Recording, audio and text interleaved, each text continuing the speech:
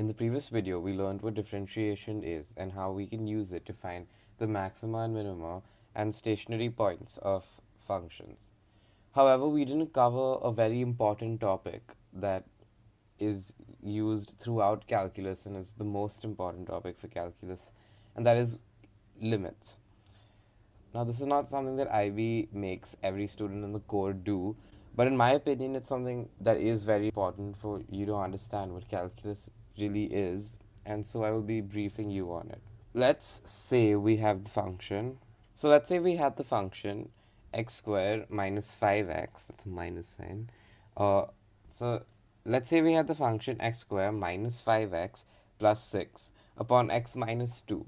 Now if we do factorize this, we get x squared minus 2x minus 3x plus 6 upon x minus 2, which we can then write as x minus 2 times x minus 3 times x minus 2, which upon x minus 2, which can be written as x minus 2 into x minus 3 upon x minus 2. So now you would assume that you can cancel this x minus 2 and x minus 2 out and just get and make the equation x minus 3. However, if I did input 2 in this equation, I would get, in the case of the function being x minus 3, I should get minus 1. However, if I input it in this function, I would get 0 times x minus 3.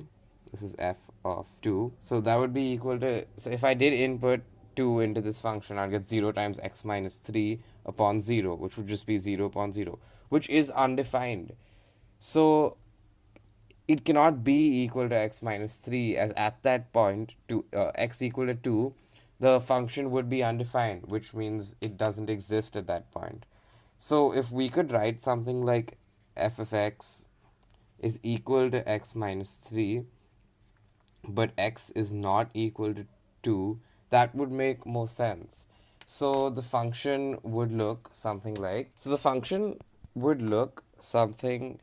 this, except for when x is equal to 2, there wouldn't be, the function would be undefined there. So at that point, we're just going to assume that the function is undefined. And so yeah, this would be f. The function would be undefined at that point. However, what if we wanted to know that if we approached that value, what value would the function reach? About what value would the function reach? So if I approached that value from both sides, that's x equal to 2, where would my function be? So if we just look at the f of x values, it would come in this direction. So it would look something like this. It would come towards this point right here, which it would start approaching this point as we approach that, which would be minus 1. And we know this because because this is the line x minus 3 just without x equal to 2, and we know that in x minus 3 it would be minus 1 if x was equal to 2. However, we're saying that because we're using this function, it's undefined, and so that point doesn't exist. But if we approached it and just came as close as we possibly could, and the word is infinitesimally close, it would be minus 1. So we're basically approaching the function at that point to see what the value would be. And you would write that down as something like what happens as the limit of x tends to 2 of f of x. And in this case, it would be the limit of x tends to 2 of, and that is equal to minus 1. So here we've seen how a function might be undefined at a certain place, but as we approach that value, we can have, as we approach that x value, we can have a y value which would tend towards. So now let's just make this a bit more rigorous. So we have said that we're going to be approaching this term, and we want to know, and we know that this is the limit that it approaches. So So just to make sure that that really is the limit, like how do we know that it doesn't approach something like minus 1.0001? So we do something where we take an arbitrary distance and from the limit that we've chosen, that's minus 1. So I take an arbitrary distance b. Let's just call it b right now. And since it's a distance, it could be just as good in both directions. So this distance is b, and so is this distance b.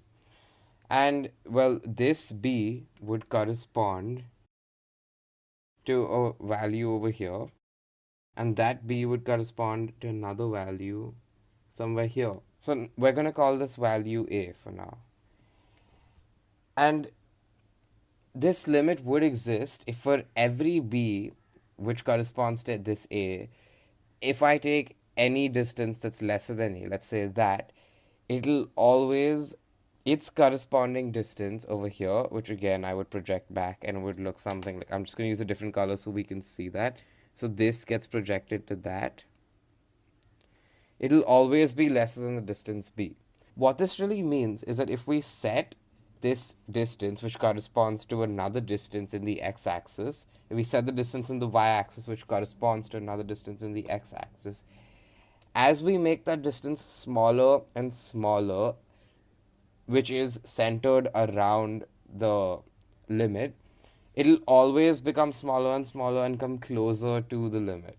So the point that we're approaching as we define a certain space and we come closer and closer to it, the point will always be closer and closer to the actual limit. And this should be true for any value b, even if b was this big or it was infinitesimally small.